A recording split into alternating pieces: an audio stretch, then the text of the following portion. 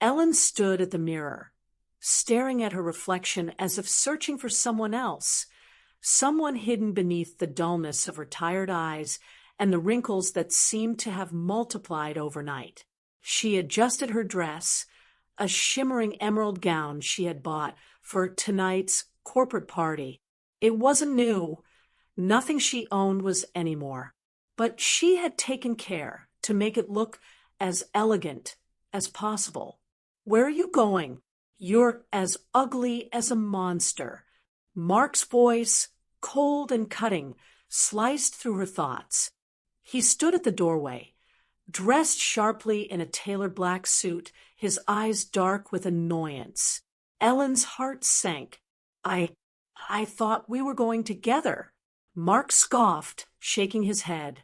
"Look at you. You think I can take you to a corporate event like that? You'll embarrass me." She felt the sting in his words, sharp and unforgiving. Her throat tightened, but she swallowed back the lump forming there. This wasn't the first time he had made such a comment, and she knew it wouldn't be the last. But tonight was different. Tonight, she had dared to hope that maybe, just maybe, things would be different. Mark grabbed his car keys and turned to leave. "I'll be back late. Don't wait up."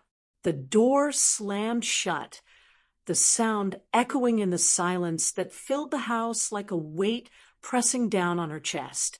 Ellen's reflection blurred as her eyes filled with tears.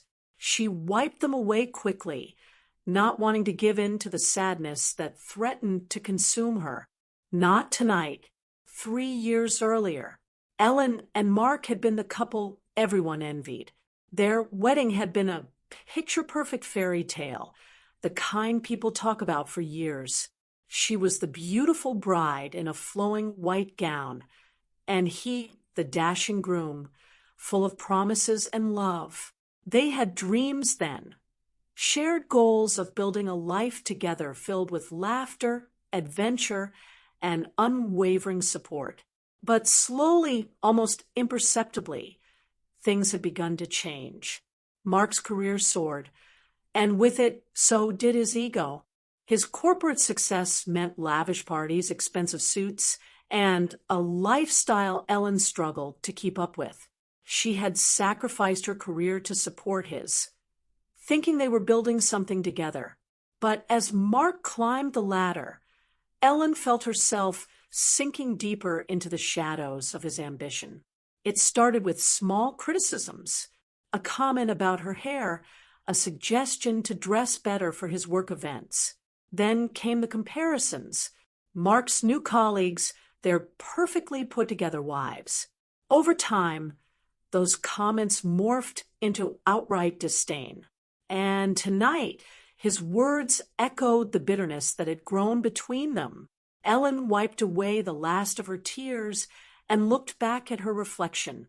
The woman staring back at her looked tired. Yes, but there was something else in those eyes. A flicker of something that had long been buried under years of neglect. Anger, maybe? No, strength. She grabbed her purse and headed out the door.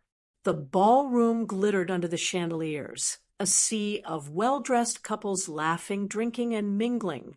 Mark moved effortlessly among them, charming his way through conversations with the kind of confidence Ellen used to admire. But tonight, something gnawed at him. He hadn't expected to feel anxious. He shook it off. She wasn't here to embarrass him, at least. As he raised his glass for a toast with one of the senior executives, the double doors of the ballroom opened. Heads turned. Conversations halted.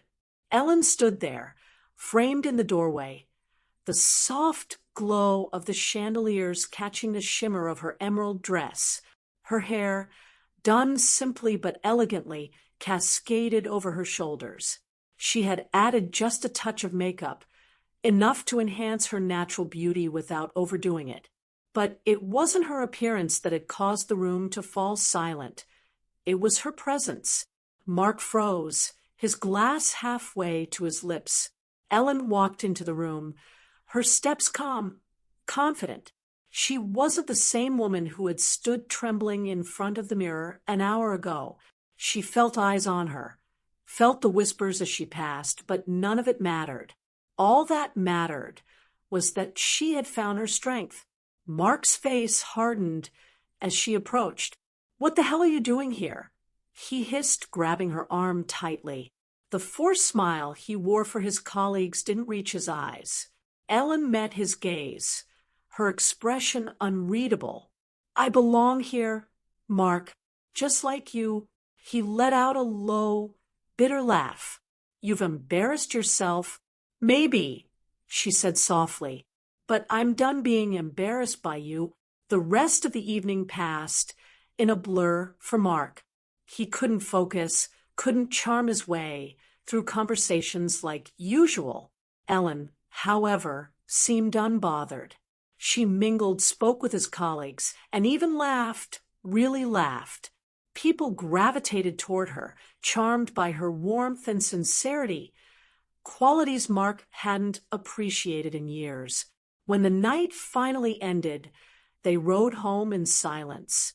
Mark, tense with anger and confusion, couldn't understand what had happened. How had Ellen managed to turn the evening in her favor? Back home, the moment the door closed behind them, he erupted. "What the hell was that?" he demanded, his voice rising. "You think you can just show up and—" "Enough, Mark," Ellen interrupted, her voice steady. "I've listened to your insults for years. I've let you make me feel small, worthless. But no more." Mark stared at her, caught off guard. "What are you talking about?" "I'm leaving," she said, her words calm but resolute. "I don't deserve this, and I don't need you to define my worth." For the first time in years, Mark was speechless.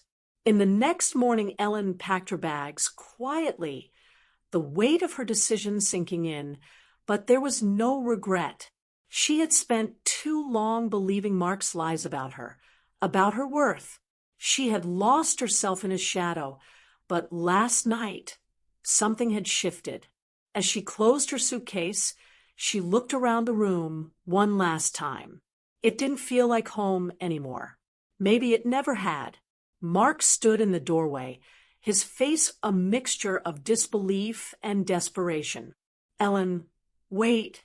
She paused, looking at him, her expression soft but firm. "Where I'm going, Mark, you can't follow." And with that, she walked out the door, leaving behind the life that had caged her for too long. Months passed, and Ellen built a life she could finally call her own. She reconnected with old friends, found joy in her hobbies, and even reignited her career. The scars of her marriage remained, but they were fading, replaced by the strength she had found within herself. As for Mark, he remained where she left him, in the shadows of his own making, wondering how he had let the best part of his life slip away.